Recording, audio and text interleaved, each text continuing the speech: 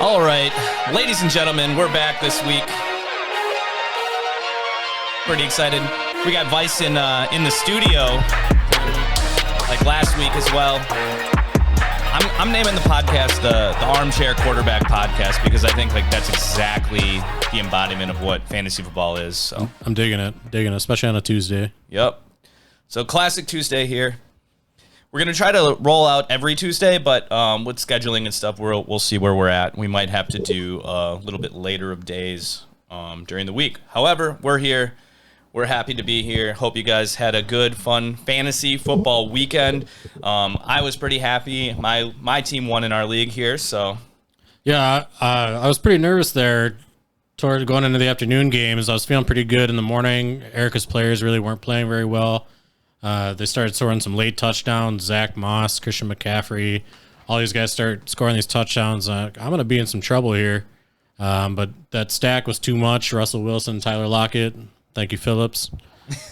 Worked out for me in the end, and Lamar Jackson was just the icing on the top. On Sunday Night Football, the guy just looked amazing, clutch, and you could tell he got super into that game as it wore on. The more competitive that game got, he kept stepping up, and that's what I like to see out of the people on my fantasy team. Yeah, no, that and I'll talk a little bit more about Lamar too in our studs and duds of this week. But yeah, I noticed that too, 100%. That it was really exciting, you know. Even the Thursday night matchup was super good. I was a little concerned kind of going in. I had very low expectations for that Thursday night game, but it did not disappoint. I thought that was very exciting to watch. I had some reservations. I thought about putting J.D. McKissic in at the last minute. I held him out just based on his week 1 performance. He ended up coming up really big. Obviously, a lot of us here watch the fantasy footballers. They definitely call him the snap goblin for a reason. He takes away some of those opportunities from Antonio Gibson. He's one of those guys.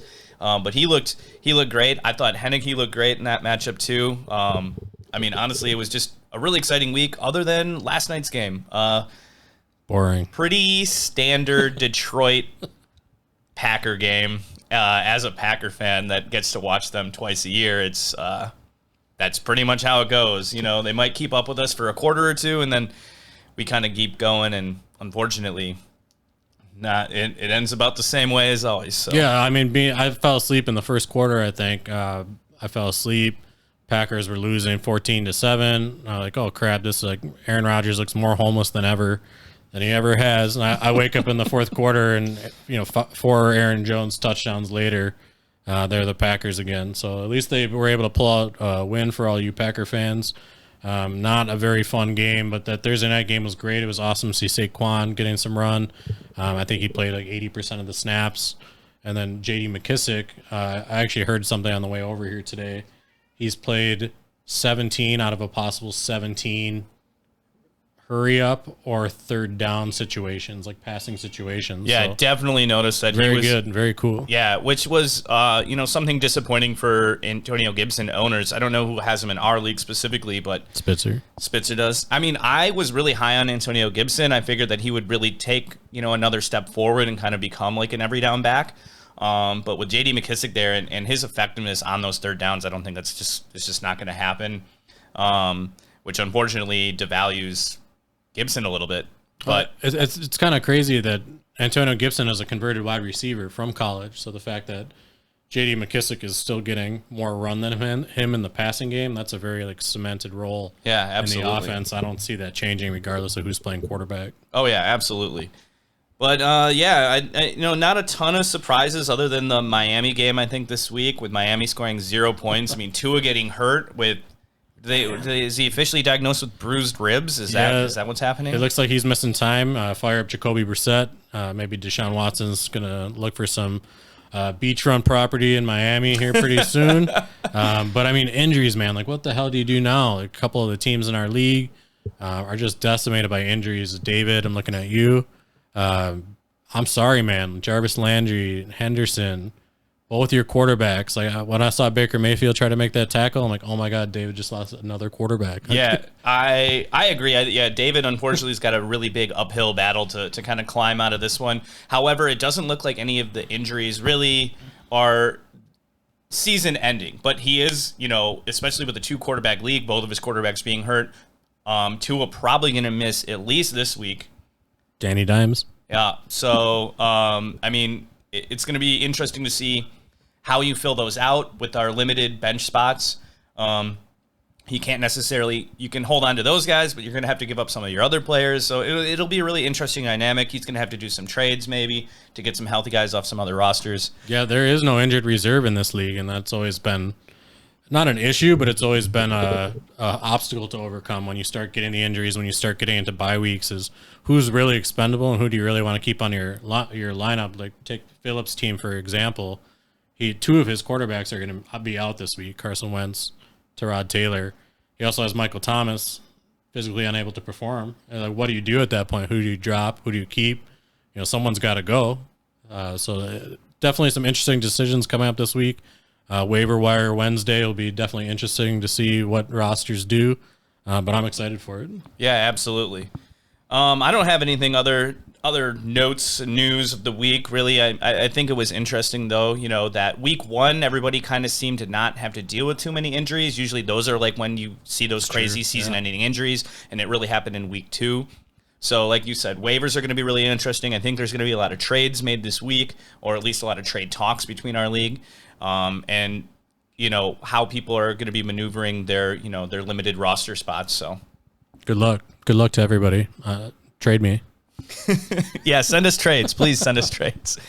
All right, so moving on, we're gonna keep with the last week theme. We're gonna go through studs and duds, and I think this is a good opportunity to pick a couple guys that we both really saw, and I went for not only did they do good, but how much of a difference from week 1 to week 2 did we really see here, and that was one of the main philosophies I had kind of going into picking my studs and duds this week. So I can go first here, and let's talk. So like I said, we talked about this earlier. We talked about Lamar Jackson. He is definitely my one of my studs of this week. Such a drastic improvement from last week. I think he's ended up with 32 fantasy points, 32. Or something like that. Yeah, and he had -1 in the first half. Yeah, and that's the thing. He went from last week. He performed okay. You're hoping when you draft Lamar Jackson, you're hoping for more than, I think he had 18 or so points last week. So you're really hoping for more than that when you get Lamar, especially when he can do so much on the ground. And he obviously fell a little bit short of expectations. You're hoping for at least mid-20s. And then this week to come out, throw that pick 6 like almost immediately in the game. First series of the game. It was like, granted, it wasn't necessarily his fault.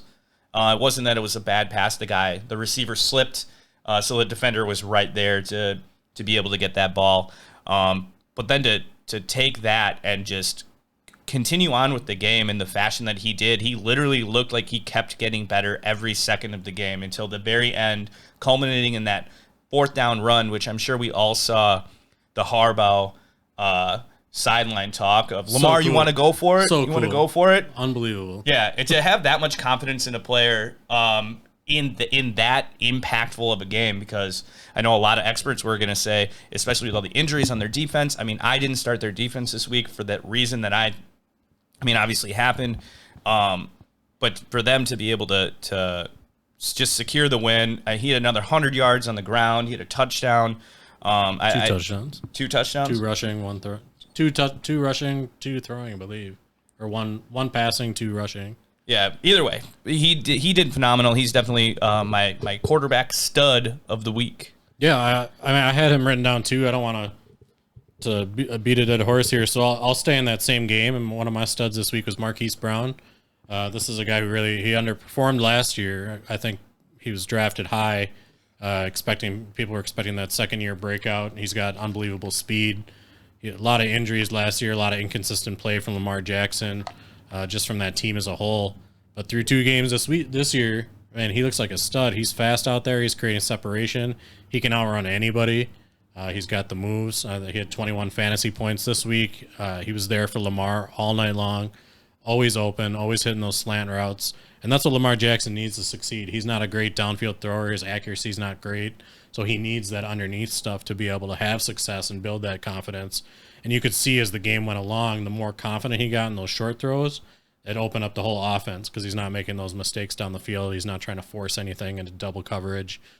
Ty Matthew just waiting to pick him off almost every downfield throw. Yep. But the more times that guy's open over the middle of the field, that Ravens offense can be unstoppable. Yeah, no, they again, we're not going to try to beat a dead horse here, but yeah, I agree with you. It's really nice to see Marquis Brown kind of become what we expected him to already have become. It was a little better late than never, I guess, is the best way to do it, because Lamar really does need that consistency out there, considering they don't have a ton of offensive weapons other than Lamar. Just what he does on the field elevates everybody, so it's nice to see a little bit more consistency from his number one wide receiver. Yeah, Sammy Watkins, piece of shit. Yep. You're not going to do much. Cordero, is that the same game? No, is that a different game? Cordero is Atlanta. That is Atlanta. Okay. So I was watching a different game. But either way. So my stud number 2 here, I went with Aaron Jones. Very close to my heart here, obviously, being a Packer fan. It was great to see him out there. I do think this is a little bit of an outlier performance. It's not that Aaron Jones is bad, but he had 4 touchdowns. 4. That's insane. I think usually twice a year he has one of these games. It's almost a guarantee at some point he's going to have one of these games. He did it last year, twice for me, and but so it was just really good seeing that. It was good seeing the Packers offense come back together. Yeah, 3 receiving touchdowns and a rushing touchdown. I mean, he was the offense. I mean, the Packers looked great. Granted, they're playing against the Detroit Lions, who haven't looked phenomenal, but it was just really good to see my boy Aaron Jones, who helped me win the championship last year, to get back to prime form here after such an abysmal week 1 against the Saints. Yeah, I mean, not only that, one of the coolest gimmicks in the NFL when that guy's playing well, he gets to the sideline, he throws those shades on. Man, he looks cool with those shades. I want to get a pair just like that. Well, did you see the senior cheesehead that wears like the sombrero? They apparently bonded over that. So that was a pretty cool thing to actually see him do that. And he found him on that first touchdown and did the Lambeau leap. It was very cool. Like one of the coolest gimmicks in the NFL. Like I said, I fell asleep during the game last night. Nothing was happening. Woke up to 61 points out of Aaron Jones and my fantasy captain spot on DraftKings. Pretty cool to see. I won myself 20 whole dollars, which I'll probably spend pretty quickly next week. Yeah, it's always how it goes in DraftKings. I had Aaron Jones on my stud list too, so I don't want to talk too much about him. But I'll pick Cooper Kupp as one of my other studs. Clearly, it was before the season. We weren't sure who was going to step up and fill that number 1 role with Matthew Stafford coming along, whether it was going to be Robert Woods or Cooper Kupp. And man, Cooper Kupp is absolutely just blowing everybody out of the water. Anytime the Rams need anything, Stafford's looking for Kupp. Deep balls over the middle. They're lining him up in the backfield, putting him out in routes. Really unguardable right now, and he seems to always be open. Yeah, definitely Stafford's go-to guy. I wasn't sure going in how Robert Woods and Cooper Kupp would work with Stafford this year, and it really does look like Kupp is the clear number 1. This has been an expectation of the last couple of years that Kupp was going to be the number 1 guy, but they really were 1A, 1B, and they would rotate that role every week. It could have been Robert Woods, it could have been Cooper Kupp, but this year it's clear that Robert Woods is the number 2. Like, there's no ifs, ands, or buts. I was pretty high on Robert Woods. I had him last year, and I thought that they would kind of continue that role of 1A, 1B, and Cooper Kupp easily has got that down. He looked phenomenal. He's always there. They're just completely in sync. They're having breakfast together. So I don't know what's going on in LA, but Stafford looks to be a warm, happy guy, and that offense looks really solid right now with Cooper Kupp leading the helm there. Yeah, some oceanfront brunch will usually do the trick for chemistry between Cooper Kupp, Matthew Stafford, and not only is he the number 1 on the Rams, he's actually the number 1 receiver in our fantasy league this year too. He's beating Tyler Lockett by 5 points. Yeah, for the not number one many spot. points. I mean, Tyler Lockett's obviously been phenomenal. So just an absolute amazing start. We'll see what the team's got this week. They got a little bit of a tougher opponent this week. They're going to Tampa Bay, I believe. So should be a really great game, and we'll kind of see some better competition, I think, from the Rams playing the Bears and the Colts. I don't think the Colts are as good as we thought they were going to be, and we all know the Bears are complete trash. Yes, I agree. It'll be interesting kind of going forward with that.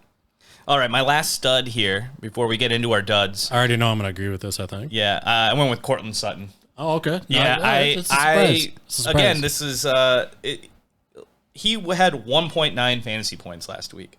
He had 1 catch for 14 yards. That's terrible. So, like I said, I really went with improvement. And he really looked the part of their number 1 wide receiver. Could have easily been Tim Patrick this week, and that offense just needs to form a little bit more of an identity. So Cortland Sutton, definitely definitely a stud for this week. He had 9 catches, I believe he had 9 targets. So he caught all of his targets, which is great to see wide receivers getting that many targets in general, but to catch them all is even better. And then he went for $159 with no score. Crazy. So he had 20 points. He didn't score. So just throw in a touchdown there, and now he goes to 26. Could have been up to 30, but he's going to be hitting that that 15 to 20 point range pretty consistently. I think going forward, the more and more comfortable that offense kind of gets with Teddy at the helm. So it'll just be it'll be good to see that going forward. Hopefully we can see that consistency happen from him. But again, stud for the week for me, and I believe that 2 of my studs are on your team. It over is. there, It's weird how I was the second highest scoring team this week with a couple studs on my roster. I actually didn't have Cortland Sutton last week. I traded for him after the week was over, but Cortland Sutton's a guy I was really excited about last year. I actually spent some draft capital on him, and I traded him for DK Metcalf before the season started. So that kind of gives you an estimation of where he was valued last year at the same value as DK Metcalf. So if he can recapture some of that breakout potential, like very excited getting him on my roster.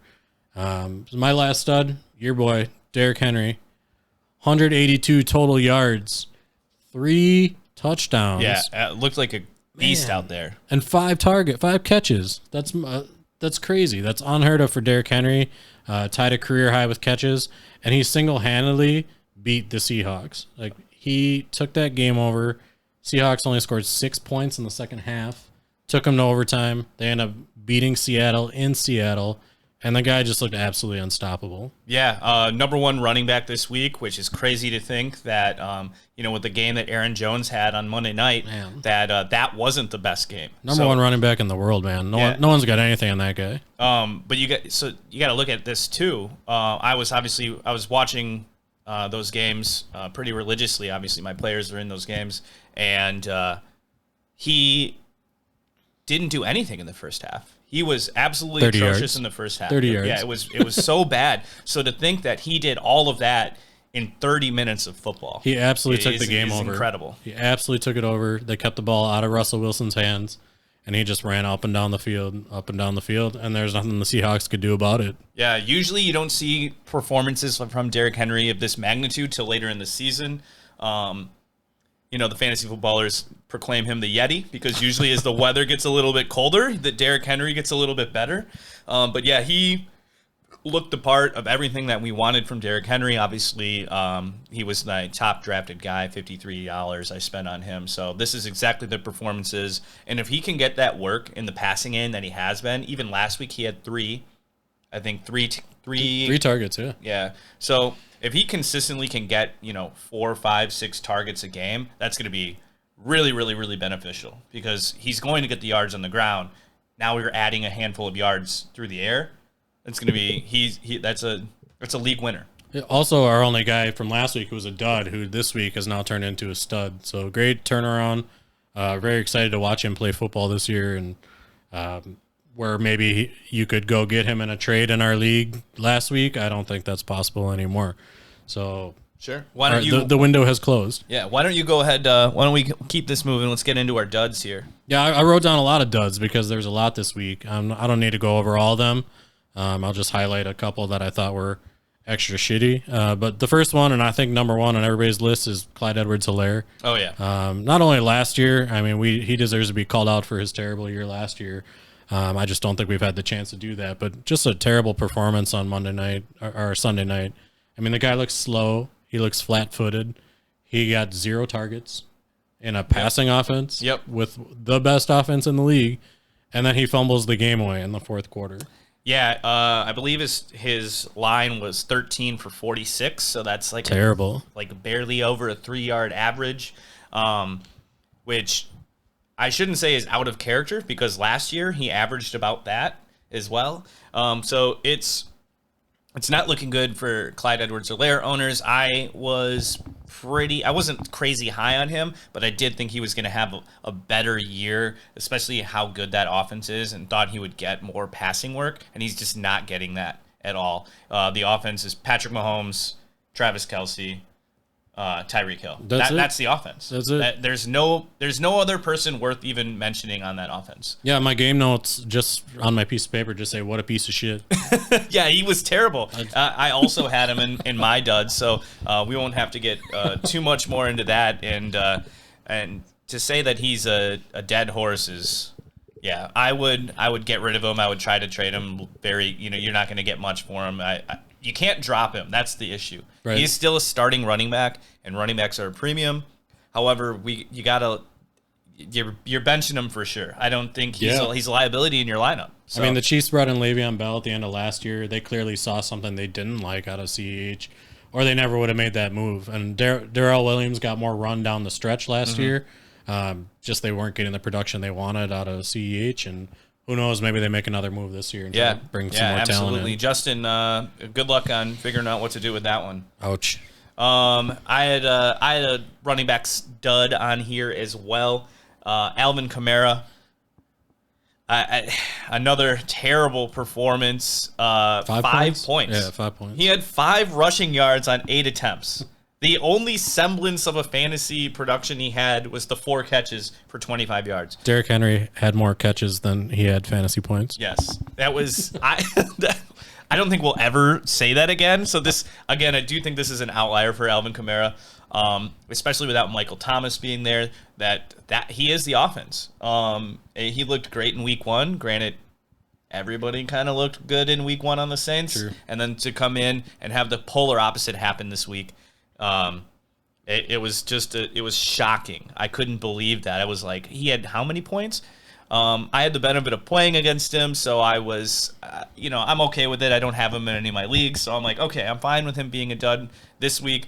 But that was shocking. I mean, they were apparently statistically the worst team in the league in every category. They couldn't put anything together on offense. And so this was just a terrible performance overall. Well, the Saints are going to have some issues when they transition to without having Drew Brees. Historically, they haven't run a lot of plays. It's been an efficient offense, much like Seattle, where they don't run a ton of plays, but they just make the most of their opportunities. Going from Drew Brees to Jameis Winston is a drop off the cliff because you're expecting those big plays that I don't know necessarily that they have the talent anymore on the offense to create the kind of separation. Like, who's playing receiver for them? I don't know. Yeah. I don't even know who had any stats in their wide receiver core this week. It wasn't Marquez Callaway. It wasn't anybody. Deontay Johnson. They were all bad. Jawan Howard. I don't even know his last name. Yeah, they were all really, really, really bad. It's not a very good offense, and there's not a lot of talent there. Maybe it gets better when Michael Thomas comes off the PUP list, if that even happens. And maybe we see some Taysom Hill to maybe give some different looks. But I don't know. They're not going to get the same efficiency that they got with Drew Brees out of Jameis Winston. No, definitely not. So a couple more duds out of the running back category, and I think we can lump a lot of the running backs together because it's all just a big pile of trash this year. I think your top 10 running back, the number 10 guy, is averaging like 13 points a game, which who cares at that point? Like, James White's the number 10 running back. Like, okay, what? Yeah, that's not what you're hoping for at this point in the season. Maybe they're all duds. Like, who knows? Like, top 5 guys, maybe not. The rest of them, they could be all duds. But 2 more, James Robinson, Mike Davis. Like, what are you guys doing? I mean, James Robinson, you're losing touches to Carlos Hyde.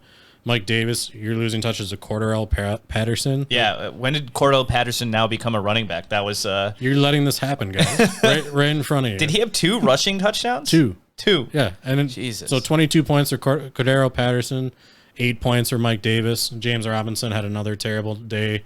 The Jaguars had a terrible day in general. We'll get to that more later. But those guys have a long road up, and Mike Davis is going to keep losing touches to Cordarrelle Patterson. As soon as the Falcons knew they had something there, I think I put something in the group chat, and they ran the play every time. Like, oh my God, something worked. Let's just keep running that same play over and over and over. Yeah, I 100% agree with that. They definitely started to catch their identity later in the game. I mean, granted, it was too little too late at that point, but hopefully we see an improvement going forward. I have no idea what this means for fantasy. Spitzer, I'm sorry, you have both those guys. Yeah, I have no idea if they're just going to just go away from Mike Davis altogether or what they're doing, but honestly, they did start to put together something, like you said, at one point in the game, and they just kind of rolled with it, so maybe we see that going forward, but I honestly have no idea. As a Calvin Ridley, Matt Ryan owner, I'm very concerned. I have no idea. I do this every year. I always think that they're going to be good, at least their offense will be, or they'll be playing from behind, and then they're trash. Like, it just doesn't matter. And that's why I usually end up trading him away. I think I've drafted Julio Jones a couple times, and I traded him away, and everybody's like, why would you trade him away? He's great. I'm like, that offense is not great, though. So it's a tough division to play in, too. You get the Buccaneers twice, you get the Saints twice, and Panthers defense doesn't look like a slouch this year either. No, they look great right now. 2 more tough games. On the waiver wire, by the way. On the waiver wire. So. All right, so I won't get too far into this. I got one more dud of the week here. Devontae Smith, he had 2 catches, I think, for 16 yards. Coming off like a great performance last week, too. Like, that was one of the guys that I was like really high on. I had him in my lineup last week. I thought about subbing in even a Robert Woods or something else. I said, no, I think Jalen Hurts is the real guy. And I think this offense is going to be like really great. Apparently I was wrong about that because he looked bad. That offense kind of stalled Eagles looked against the there's the 49ers they played this week. Yep. And Jimmy G kind of put the game away towards the end because it was just looking like a very low-scoring defensive slugfest. It's a fun offense to watch, but I don't know that they have an identity yet, and I don't know if they know what they want to do yet. They got 91-yard touchdown bomb. They got 4 plays from inside the 5, and they just run 4 completely boneheaded plays. Like, they just don't know what they're doing yet, and that'll come with time. Jalen Hurts will get more experience. Yeah, I agree, and I think again this is an outlier for Devontae Smith, especially seeing how great he was in Week 1. He's young. He's probably going to have a handful of these games this year. So just kind of, I would just say be on the lookout for good matchup value with him. But other than that, I mean, he's going to be. I think he's going to be just fine. But bad this past week. So my last dud is going to be very sad. Hurts my heart. Antonio Brown. I feel like I just broke up with a girlfriend. It's a very empty feeling here on a Tuesday. 1 catch for 17 yards. I think he only had 3 targets. He did his Mike Evans impression, and just not involved in the game plan. And very disappointing. He's not on my roster anymore. Yeah. Like I was saying, like last week when we talked about the Tampa Bay offense, there's just too many weapons. So this week it was Antonio Brown. Last week it was Mike Evans. Who knows who it's going to be next week? It could be Gronk. It could be Godwin. Could be any of these guys because I bet it's going to be Scotty Miller. Yeah, it could be Potty Miller. But there's just too many weapons. You're asking Tom Brady now to throw 5 touchdowns every week, which, I mean, that's possible, but you're also asking him to throw 1 touchdown to every guy that they have. And then every now and then, Rojo and Leonard Fournette they're going to fall into the end zone at some point. Right. So I just don't see... you got to start all those guys, but I just don't see how one of them doesn't have a bad week every week. Yeah, I'm just looking for a little bit more consistency out of a fantasy starter than that, going 21 points one week and 2 points the next week. That's 100%. Not going to cut it. 100%. All right, moving out of the duds here. I think we're gonna stick with our segment from last week. I really enjoyed it. The let's overreact segment. I thought this was like a fun thing to kind of talk about some headlines, some possibilities of things going forward. Talk a little bit about a pop culture thing. So Vice, why don't you hit us with some of that stuff? Yeah, I mean, you guys know nobody likes overreacting more to things that happen in the league than me. I'm a very impulsive trader. When I see guys perform that I don't like, I like to get them off my roster. See Devontae Adams. And that's just the kind of the way I do things. So let's overreact to week 2. Absolutely, I'm ready for it. Tell me your thoughts about some of these. We'll kind of stay in position. Maybe I'll throw a couple different ones at you. And Vice comes up with these on the fly for the most part. I shouldn't say that he comes up with them on the fly, but I have no idea going into these segments what he's going to say. I don't have anything prepped. So this is just like just right off the cuff. So we're going to try to keep it loose and fresh every week when we talk about this stuff. Yeah, cool. I mean, let's start with the quarterback. So I wrote down Daniel Jones is a top 10 running back, and I didn't mean to write running back, but that's what was on my brain because is he a running back? He's led the Giants 2 weeks in a row in rushing. Talk to me about Daniel Jones. Is he a top 10 quarterback the rest of the way? I don't see it. I just don't see the consistency. I think he will have those top 10 weeks. And I definitely put him in the top half of quarterbacks this year because I do see an evolution of Daniel Jones. And the fact that he is able to kind of do things with his legs, it kind of really expands their playbook. So not an overreaction, but however, I just think that it'll be kind of in that late, the higher part of the top 10 range, or in that middle 10 to 15 range that we're going to see him like pretty consistently be there. But again, he's going to have these like really great, phenomenal weeks where he puts together something on the ground and he can also throw the ball. I think the sports science thing last year when he was in the open field, it showed he was the fastest guy in the league. Yeah. I mean, the guy's got the wheels. He's got the skill and the talent there. So it'll be really interesting seeing that go forward. I mean, better running back than Saquon right now. Right now, Danny Dimes, he's your guy. So the Jets won't win another game this season. Zach Davis, I don't even know what his last name is. Zach Wilson. The rookie from BYU. Terrible. 4 interceptions, just kept throwing the same ball. Seeing ghosts out there or something. And over and over. The Jets aren't going to win a game this year. I would say that is an overreaction. I can see them winning a handful of games. But it's not going to be a lot. I mean, we're talking, I could see them going, I guess you got that extra game in there, so I'll give them 5 wins on the season. Yeah, I'll give them 5. Talk about a team with no identity. They don't know who's playing running back. Yeah, I was going to say, I don't know. I can list a couple of their wide receivers, obviously Corey Davis. Man. If Jamison Crowder ever gets back in the lineup, he's going to have more weapons to throw, but I don't know who's running the ball. I don't know anybody on their defense. They're just a terrible team. Yeah, Adam Gase left them with a pretty empty kitchen there. Yeah, it wasn't phenomenal. All right, fair enough. So 5 wins. That's what we're I'll put it at 5. Write that down, and we'll go back to that later. I haven't looked at their schedule at all. If they have the Jaguars on their schedule, maybe they have 1 win. But that's all I'm giving them right now. That might be Trevor Lawrence's chance to get a win, though, too. So pick for number 1 again next year. Number 1 pick bowl. So let's move to running back. So Tony Pollard is now the running back 1 in Dallas. 21.5 points. Looked way more explosive than Zeke. Was there changing the guard going on in Dallas right now? I'm gonna go say no. But I do see the trend going in that direction. But they'll if anything, it'll just become a 2-headed monster, which never really benefits a running back in fantasy. Like you won't be able to count on either of them consistently. I was actually surprised because Zeke fell into the end zone, I believe, right? He did get a touchdown, and it did bump him up to about 16 fantasy points. And this isn't a very low-scoring game, so maybe there is a chance that you can start both of these guys. But I just don't see it right now, them switching over to Pollard consistently. They will just do the 2-headed monster, which, like I said, in the past has just never really worked out for anybody in fantasy. Yeah, I was talking to Karil this week a little bit about running back, and every team's got 2-3 running backs. It's really tough to know what's coming where, what the game script is, what the game plan is, who's going to get more touches.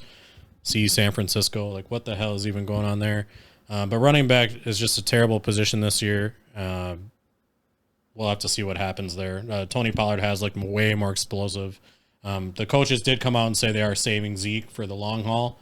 So we'll see what happens as the season goes along. Yeah, they're definitely taking a slower approach than we all hoped we would with him coming back. I'm gonna overreact. Tony Pollard is the new number one. He looked great. So, all right. So wide receiver, Mike Williams is going to finish as a top 10 wide receiver rest of season. Oh man, I gotta go with that as an overreaction. I think he's gonna be great, and I definitely see him being like a very solid wide receiver too.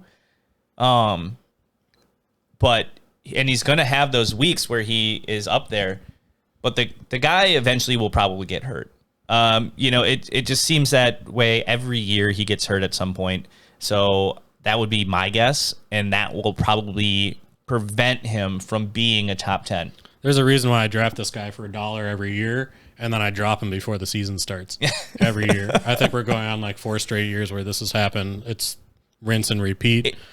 Like I said, if he could stay healthy, he would be phenomenal. But I don't know what happens to him. Every year he goes up too high or puts himself in a bad position to catch that ball, and then he's down and out for 2-3 weeks, and then he comes back, and then he has a game, and then he gets hurt again, and then it's just too inconsistent, too up and down for me. That's an overreaction at top 10. My overreaction to that is Mike Williams finishes as a top 5 wide receiver rest of season. Ooh.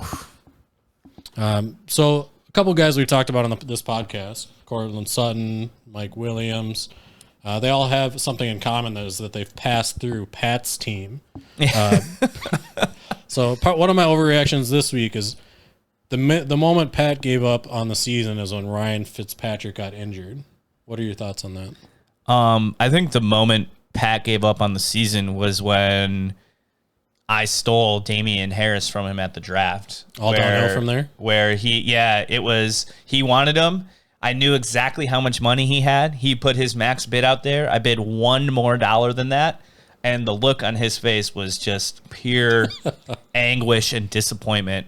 And I have to say that's when it happened. So not large enough of an overreaction on this one. Fair. So I think there's going to be I think there's a way to look up how many transactions a person has made, and Pat's got to be closing in on 100 plus now. Yeah, he's killing me. This is usually a crown that I wear most seasons, but he's killing me on the transactions, the ads, the drops, the trades. I'm trying to catch him with trades, but there's not a whole lot of things on the waiver wire this year to pick up. So, and let's see here. You can actually look it up. He has made. Oh, he's only made 13. 13 transactions? 13 transactions. He doesn't have any money in his fab left. I guess those are only free agents, right? So that's not including any of the trades that he's done. Yeah, just ads. So those are just the ads, and probably not including any drops in there either. So Pat, don't give up. You got this, buddy. Yeah, I want to see 100 plus transactions for sure. All right, so switching back to the players a little bit. So Rondale Moore, big week, big consistent first week, really big second week. He's this year's Justin Jefferson. Absolutely not an overreaction at all. The stat line was good. The game film was even better. I don't know if you got to watch any of that game, but a little bit. Holy shit! I saw the field goal at the end. Yeah, at the end of the first half. Are you talking about when I saw the field goal at the end of the game. Oh, at the end of the game. So there was like a play where they basically kind of did like a wide receiver screen off to the left, and the field vision this guy had to move in and out, to be behind his blockers, to get further down the field, and to step out with 1 second left, setting up a Matt Prater 62-yard field goal. I mean, every time the guy touched the ball, he looked explosive. Like, this is I believe he's on Don's team right now, and I was super, super impressed by just the game film. And then, obviously, coming up with 20 points fantasy-wise is phenomenal. But, I mean, like, they're gonna get him into that offense more. He looked good. He looked good. He looked great. So, not an overreaction at all, in my opinion. I think he could definitely be this year's Justin Jefferson. I I don't think did Don draft him? Do we know? I think he picked him up off the waivers. So there you go. So that's I mean, I drafted Justin Jefferson for $1. So if you picked him off waivers for $1 or $2, that might be the Justin Jefferson. That might be the steal of the draft. Great pick, Don. So we're gonna move over to the tight end. So George Kittle is not a top 5 tight end any longer. I have to say, God, that's a tough one. It's a tough one. I gotta say, bring in the heat. I gotta say, overreaction. They got to get Trey Lance out there for this to be an overreaction, I guess, fully. Because I don't just Jimmy, he looked really bad at the beginning. And it was like, oh, this is going to be Trey Lance's team next week. That's what it looked like to me. He was missing open throws. It was bad, dude. He looked so bad. But then they ended up winning. You know, they ended up, and Jimmy G kind of looked a little bit more composed at the end. And if you look at his stat line, it wasn't terrible. So it's like he's doing just enough to keep that starting job, which is preventing that offense from going to the next level. So like Jimmy G really holding that offense back personally. So if we can get Trey Lance in there and he can really kind of open up that playbook a little bit more, I think that's going to be, that's when Kittle's really going to settle in. But until then, I don't know. And, them losing Mostert and Elijah Mitchell and Trey Sermon and, there's just so many pieces that need to kind of get back into place for George Kittle to really do his thing. Yeah, I mean, part of this question leads to my next overreaction is that we have a new king of the hill at the tight end position, that Rob Gronkowski is going to take the championship from Travis Kelce this year at tight end. Oh, man. I'm going to say overreaction. However, Rob Gronkowski looks like he's 25. Dude, he looks unbelievable. What the hell? I have him in another league, and I'm like, this is incredible. And the value that you got Rob Gronkowski for, too. Yeah, he was starting to kind of do it towards the end of last year, so I had a feeling it was going to kind of trend in that direction. But he looks healthy. He looks great. He was on Monday Night Football. He talked about how he doesn't even watch film. If this guy's not even watching film and he's putting up numbers like this, the guy's the greatest tight end. Like he is. I don't know. So, which is just crazy to me to think about, because we're talking about Travis Kelce. Unbelievable. He was phenomenal. He does this every week, and he's great. But yeah, I think Gronk might take the tight end title. It's gonna get there this week or this year. All right. So David's punching bag from his neighbor. He got a gift this week. Yes. So this was a gift of love. They're gonna get married. Yeah. What's your reaction to that? Is it overreaction? Not overreaction. Dave obviously is simping super hard for this girl, and they're 100% gonna get married, and he's probably already planning on how they can connect both of their houses together. Maybe an underground tunnel of some kind, but yeah, 100% they're getting married. I personally have never gotten shit from any of my neighbors, so congrats on the engagement, buddy. Yeah, congrats. So I'm gonna move up one of last week's overreactions to this week. Is that Matt Nagy will be cutting lines at Chipotle this week instead of this season? Yeah, absolutely. Well, so we talked about this last week too. But it was the season last week. Yeah, it was the season. But I gotta say though, this is the time. This is really going to be it this week. If it's going to happen, it's going to happen this week. I think I said that. I said Andy Dalton gets one more week. He got week 2. He got hurt. They won somehow. Yeah. Well, and Justin Fields didn't play that well in replacement. He looked really bad. So this is the week. This is week 3. This is if Justin Fields plays well, Matt Nagy will not be cutting lines. I just like when they have a press conference for the Bears and Matt Nagy can't even come out himself. He sends like a ward to go out to talk to the press and says when Andy Dalton's healthy, he's going to be our quarterback. Like he can't even come up and say it himself. Can't even look at himself in the mirror. Doesn't know who he is anymore. The writing's on the wall for Matt Nagy. Yeah, Matt Nagy, he's gonna. It's very close. But you heard it here first on the Armchair Quarterback podcast that we got a job waiting for him at Chipotle. I got a hat. I got an XL shirt ready to go. We're gonna fire him up next week. I love it. I absolutely love it. Yes, right. Matt Nagy is done. All right. So my last question. I actually have 2 more. But my last football-related question is, the Jaguars won't win a game under Urban Meyer till next season. No, they're going to win some games.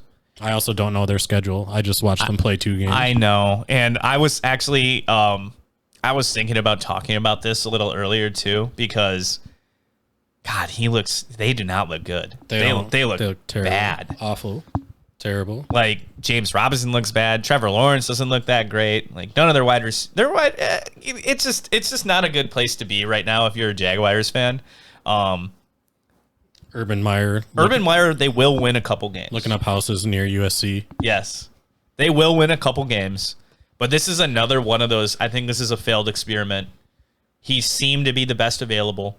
Typically, college coaches that go up to the next level don't succeed. I can't think of. I think Pete Carroll probably is the most recent example of a success. Yeah, but it took him 2 times. The rest of them just seem like a bunch of assholes, like Joe Judge, Matt Rule, Urban Meyer. I mean, they always try to be all secretive and be like the whole fiasco with Christian McCaffrey last year. Like, will he play? Won't he play? Like, why don't you just be a man and say, like, what's going on? Like, what are you thinking, bud? Like, you're not fooling anybody. It's the NFL. We all know your team sucks. Yeah. So they will win, but this is that battle for the number 1 overall pick, I think, between them and the Jets. They both look terrible. So 2 worst teams in the league by far. Easily. So maybe Trevor Lawrence gets a really good offensive lineman or something, or gets a really great weapon or something next year. But goddamn, and maybe that helps them out. But other than that, they're not going to win a whole lot of ball games here. All right, my last question: have you seen the previews for the new Halloween movie yet? I have not. Oh man, it looks great. So Halloween is coming out with a new film this October. Okay. This will be this season's best horror movie. Probably. I mean, we talked about Candyman last week, which is just the dumbest preference I've ever heard of in my life. What a dumbass movie. And, I mean, Halloween is the Jason, right? That's Halloween's Michael Myers. Michael Myers. Okay. So Friday the 13th is Jason. Right, yeah. Michael Myers has, like, broken out of, like, mental hospitals, fire stations, police stations, jail. And he's always coming for Jamie Lee Curtis. Mm-hmm. She's in the new one as well. She looks super old. It's about time for her to finally get killed off. I think. I agree with that. I could see that being the best horror movie. I got to be honest, I'm not a huge horror movie fan, but I do like slasher horror. Sure. More than I like, gore or, hauntings and stuff like that. I don't really like that. So the slasher horror I enjoy. So I'm going to say, not an overreaction, probably will be the best horror movie this season. And one of the best theme songs of all time. Yes. Michael Myers, Halloween, Jaws, right up there. You can just think about them in your brain. Everything's just set up to be a fantastic horror movie. I can't wait to see Halloween. All right. Any more overreactions, or is that's it? That's gonna wrap it up. All right, perfect. So we're gonna kind of round this out. We talked a little bit. When trades get sent out, we kind of wanted to touch base a little bit on this. When trades get sent out, and you're just like, the chat explodes. Like, what the fuck is going on with these trades? People talk about how it's really difficult to trade with certain people, including myself. I don't look at it like that. I try to really base it off a lot of metrics. I listen to a lot of people, really kind of figure out the nuances of the trading. And I try not to think about my players being more valuable than they are. So I use a thing called the trade value chart. Actually, Justin was the first person to tell me about it, because I saw him. We were at work one day, and he was like going over this, and he's writing stuff down, and he's trying to figure out, is this going to be like an even trade? And I started using them. I felt like I won a lot of my trades last year, not specifically because of that, but because you just kind of understand your trades a little bit more. So the way the trade value chart works is every week I go to like RotoWire or something. They usually have these. They assign a numerical value associated with how good the player is. So your better players are going to be valued much higher. Your CMC is going to be close to 50. Derrick Henry, I think this week was 42, so still had very high even after a bad week. And then you can, they do different ones for different rule styles. So half point PPR, full point PPR, the list goes on. And, you add all these numbers up, you kind of see if they're close to one another to kind of decide if your trade is worth it. And that's how I do a lot of my trading. This might be new to some people. I just thought we'd just talk about it a little bit, talk about how trades are handled, because I feel like in this league, do so much more trading than any other fantasy football league I've ever been a part of. It's true, and it's part of our league. Part of the reason is there's not a whole lot available on the waiver wire with such deep rosters. Is that I would rather try to trade onto somebody else's team, get some of their players for my players, rather than pick up like a Zach Pascal or like a Damian Williams, and you're just kind of hoping at that point for a touchdown or something. It's much more valuable to me to be able to find somebody on somebody else's roster, maybe they're not using, and try to trade some of my guys for those guys. So when me and Hoppy were discussing trades early in the season for Derrick Henry, he had brought up, do you ever look at a trade value chart? Do you see what you're offering? And I said, I don't even know what that is. I've never heard of it. I've never even looked at one. I just kind of do whatever the hell I want. Sometimes it works, sometimes it doesn't, and then I just move on with my life either way. So I'm curious what your thoughts are. We had almost at kickoff time this week, I traded Devontae Adams and Derek Carr for Lamar Jackson and Jamar Chase. So on paper, you put those names next to each other. I'm a big loser in that trade. I could probably tell from that trade value chart that I'm not getting the proper value for the guys I gave away.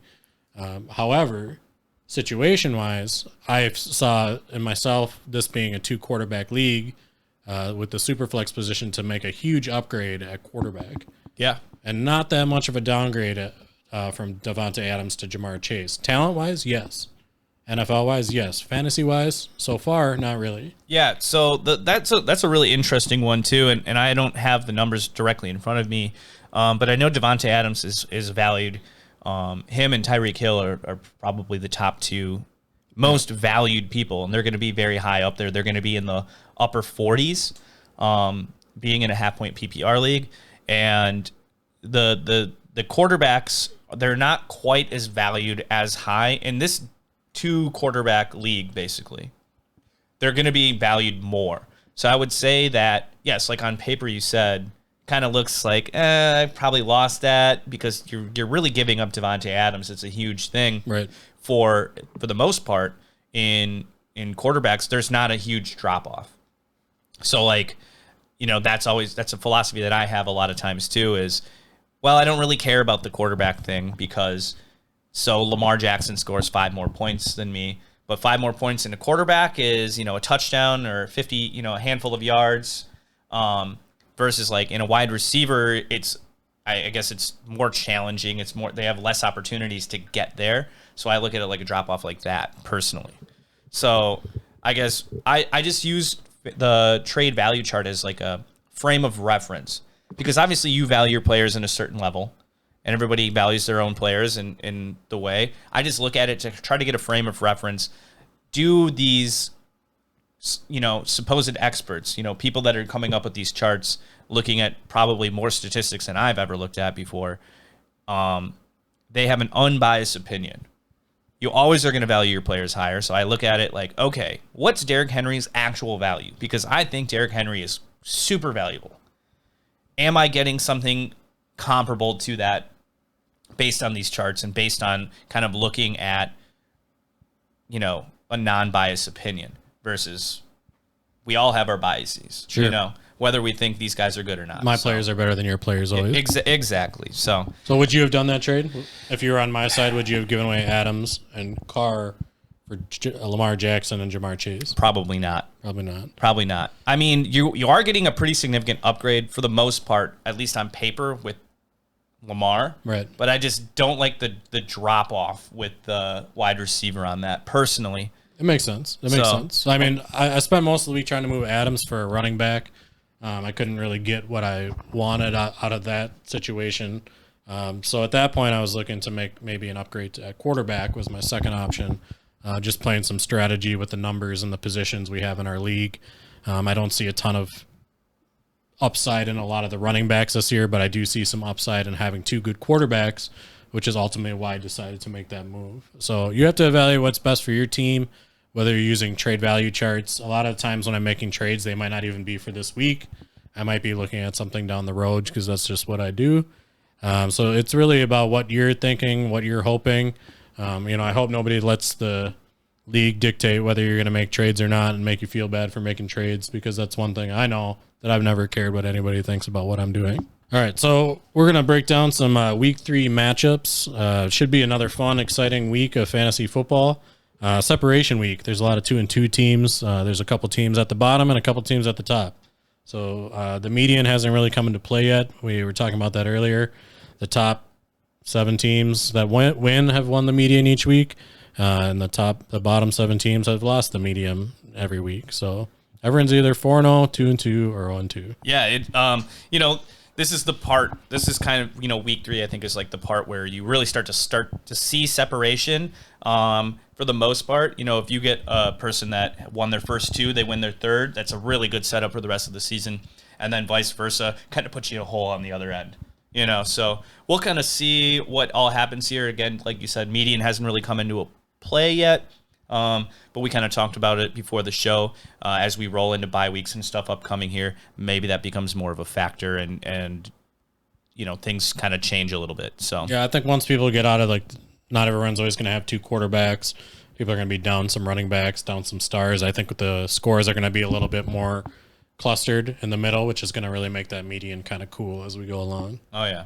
All right, so let's get into this here. We're going to try to run down it really, really quick. First matchup I got here, we got Mike versus Nick in a pretty closely projected matchup, 126.71 to 125.96. So literally less than a point difference between Mike and Nick here.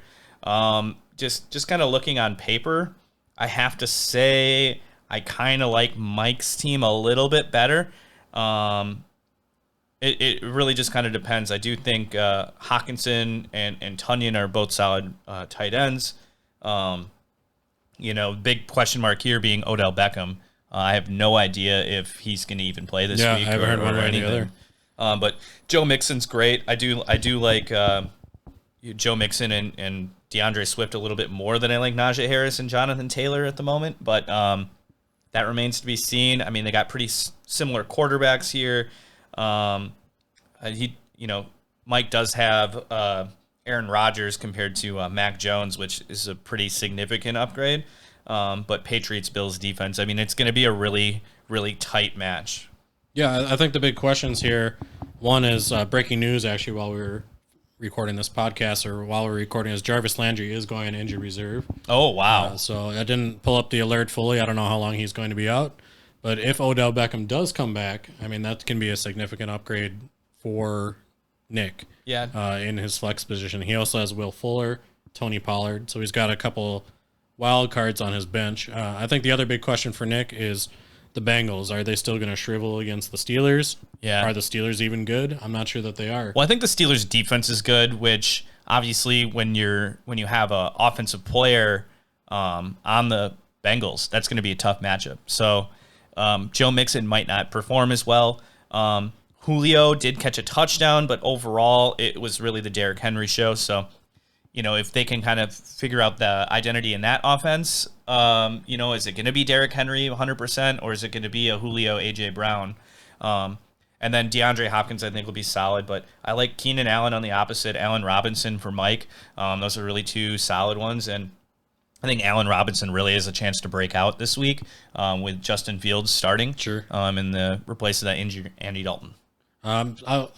I picked Nick last week. He treated me good. I'm gonna keep rolling with Nick this week. Yeah, Nick's got a great team. We didn't go over power rankings, but with him winning another week and putting up 120 some points, I think he's just got a really solid lineup there. But I'm gonna have to go with Getty. I do like the Aaron Rodgers here coming in this week. Obviously, they're really kind of formulating a little bit better of an offensive identity again. And Justin Herbert, I just think that he's just got a solid one too. I just think it's going to be close. It's going to be really close. So to each their own, I suppose. Michael, your nicknames are still pretty awesome. Yeah. I do like Kenyon Drake is my favorite one. Gruden's bestie. It's a great nickname. Nice job, buddy. All right, moving on. The next matchup is going to be Karil versus Doug Dimidom himself. Adam Briggs. Can I ask, who the hell is Doug Dimidom? Doug Dimidom is he is the millionaire tycoon from Fairly Odd Parents. He owns the football stadium in the town, and he constantly says his name. I'm Doug Dimidom from Doug Dimidom's, and then it's whatever his like thing that he owns. He owns like car dealerships and the stadium, and cool. He wears the picture is him exactly. He's dabbing in his little profile picture, which is pretty funny. But I absolutely love the name on that. Now, kind of going into the matchup here, I mean, I like the wide receivers on Karil's side with Tyreek Hill and DK Metcalf. He's got Tyson Williams still, but Saquon Barkley and Ezekiel Elliott right now, they're big question marks to me. They're the big names. You have to put them in, but I don't know how they're going to perform. I have no idea. Yeah, Karil's roster is kind of filled with those guys. I mean, DK Metcalf's number 35 receiver right now. Oof. Hasn't done a whole lot. Zeke Elliott's not playing well. Saquon Barkley's not playing well. Or not. I shouldn't say he's not playing well, but he's not getting the opportunities that he's gotten in the past. So I think a couple of those projections are a little bit higher than probably what they should be, which I think kind of gives the slight edge in this matchup to Briggs. I 100% agree. I mean, Alvin Kamara is not going to have 5-point weeks every week going forward. We did talk about how he has Chris Godwin and how, who knows, Chris Godwin might have that bad week this week. So there's kind of a little bit of a question mark there. But George Kittle, again, that was another big question mark we had kind of going forward in our overreact segment. But, I look at the quarterbacks too, and they both don't have like that strong of quarterbacks. Right. Trevor Lawrence and Jared Goff, or Sam Darnold and Teddy Bridgewater. I think they're just not going to be your unbelievably highest performing quarterbacks. But I'm looking at it here. I think there's too many. Oh man, this is a tough one. Projection wise, Karil is favored by about 7 points, 127.64 to 120.05. And I'm going to have to go based off wide receiver, and I really like Noah Fant over George Kittle. I'm going to have to give it to Karil, the projected winner currently. This is a tough one to call. I'm going to pick Briggs to win. I like Kamara. I like Montgomery. It's really tough to go with a side that has Jared Goff at the helm, but yeah, I'm going to go with Briggs this week. All right. We've been split on all these so far. But we got an absolute barn burner of a matchup here. Oh, man. Here we go. Between David Getty and the milkman himself, Pat Howard. Pat Howard right now, does he have a full lineup filled out? He does. He does. I don't have to look. I know he's got Antonio Brown on his roster, so I'm immediately just going to side with Pat and pick that team to win. He's projected 83.08 points. Meanwhile, Mr. David Getty, 112.18, and he's got a lot of question marks on a lot of his guys. Baker Mayfield, Laviska Shenault, Darrell Henderson, Tua, obviously questionable, and Jarvis Landry going to IR. Does it say? So that's 8 weeks? Let me see if I can click on his little. I know, I just looked at it here. But it'll be really interesting to see what he does, if he's going to try to make some moves to try to minimum of 3 games. Okay. So he's on the short-term IR. Right. So we won't be seeing him for a little bit, but I gotta go with David. Pat just has way too many holes in his lineup right now, and it just looks like he's banking on injuries. Right. Jalen Waddle, I think, could be good, but without Tua, he completely disappeared. So that's a big thing. Jimmy Garoppolo, we talked about earlier. Yeah. It's going to be rough. Who knows if Antonio Brown will be the guy He will. Again. He will. So, 45 points.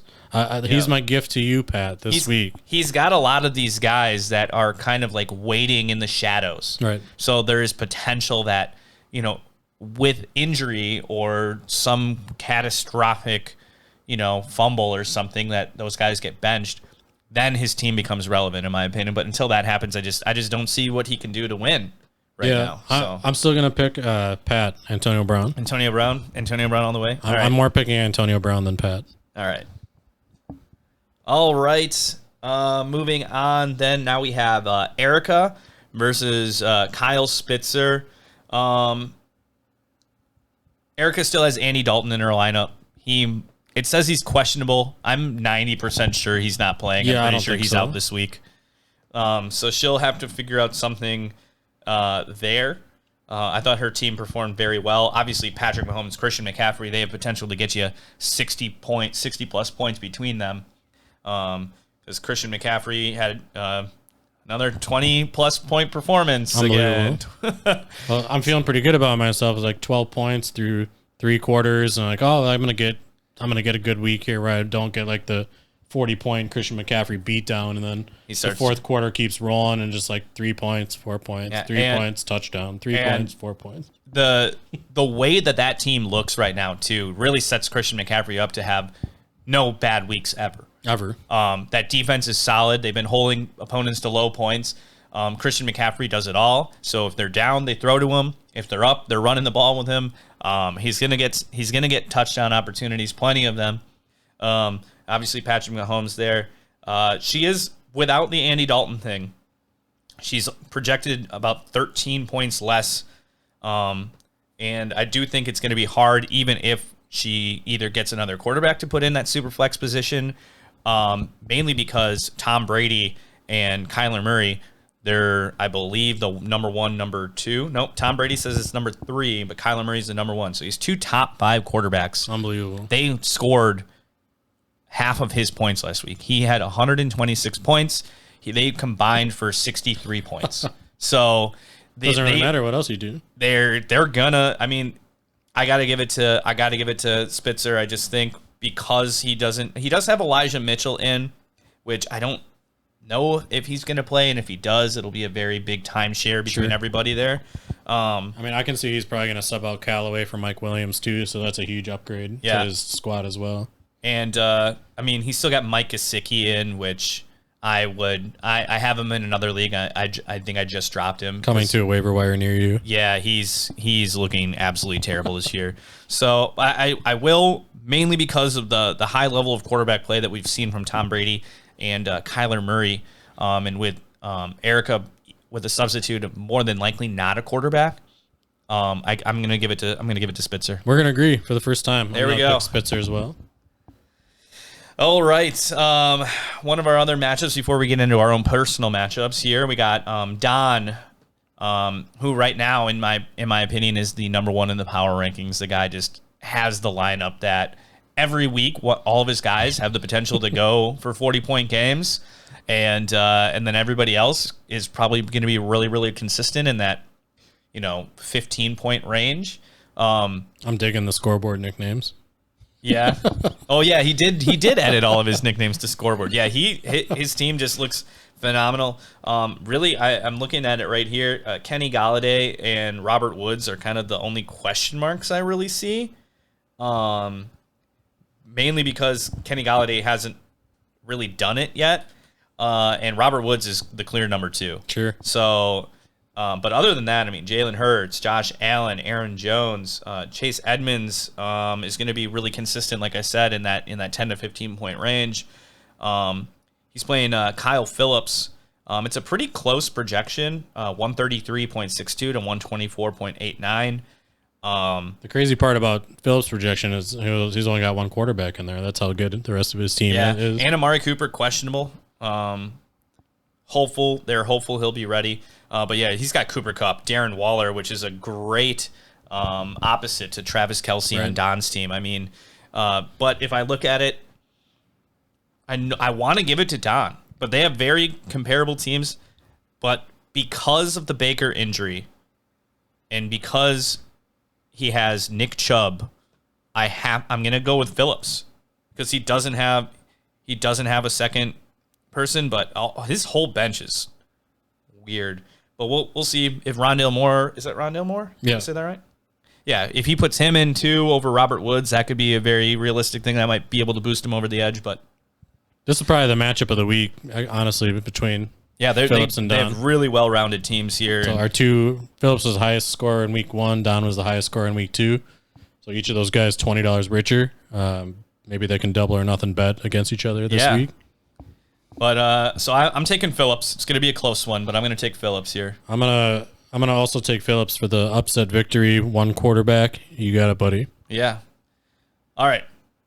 Into our own personal matchups here. So You want to talk about my matchup? Yeah. I don't even know who I'm playing. Oh, I play Justin this week. Yep. Another close projection wise. Anyway, 134.7 for you, 126.48 for Justin. Why don't you break this one down? Well, I'm gonna win. That's my my first part of my breakdown. But this is the first time I get to pay for my trade that I made last week.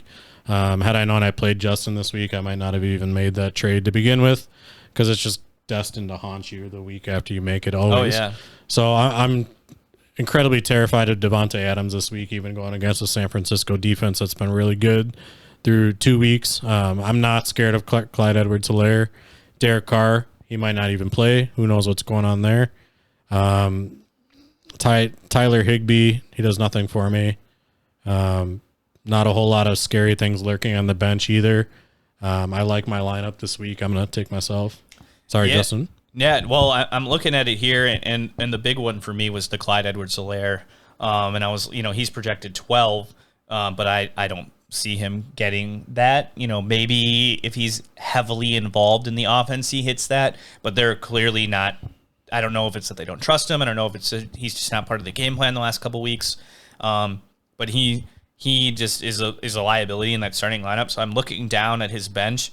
Honestly, I think Singletary is going to have a little bit more consistency. Has already his week 1, which wasn't great, outscored Clyde Edwards combined both weeks. Sure. So if he can fix that, and again, CeeDee Lamb, who knows?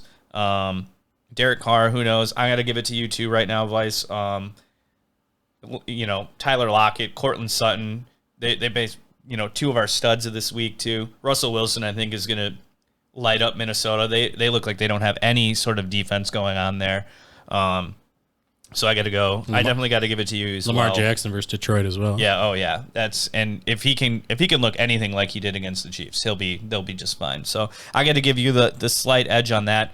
And I think it really just kind of stems from the Clyde Edwards-Helaire thing and the fact that we don't know if Derek Carr is going to play, or if he does play, is he going to play at the same level he has been? Sure. So. All right, and the last matchup. Matchup myself here. 2-2, Return of the King, going against Jackie. Fins for the wins.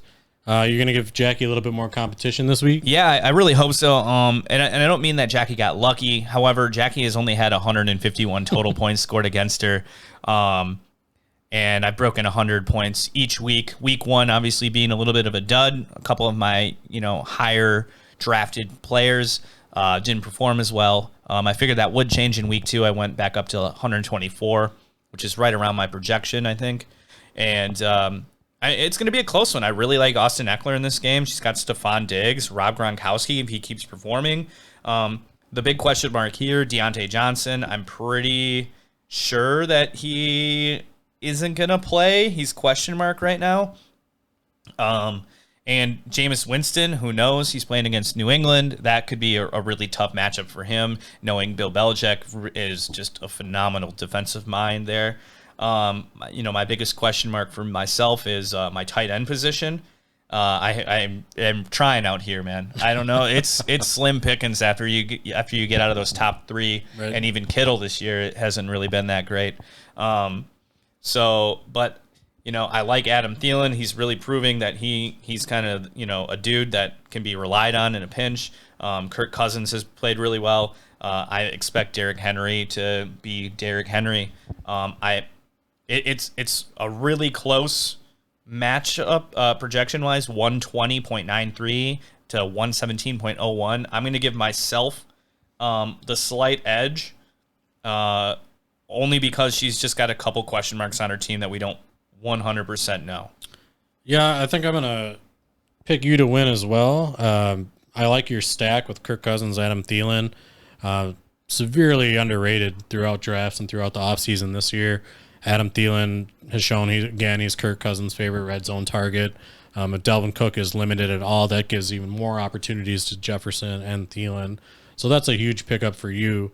On Jackie's side of the ball, Josh Jacobs sits out again. Jamal Williams didn't really look as great last night as he did in week 1. So that severely limits his upside at her running game. This can be another really close matchup. I do like the Dolphin nicknames. Yeah, that's great. I think it's very colorful. It's pretty cool. But I'm going to pick you to win. What do you got, dinosaurs? I got T-Rexes on my guys right now. I'm going to have T-Rexes over Dolphins all day. Yeah, there we go.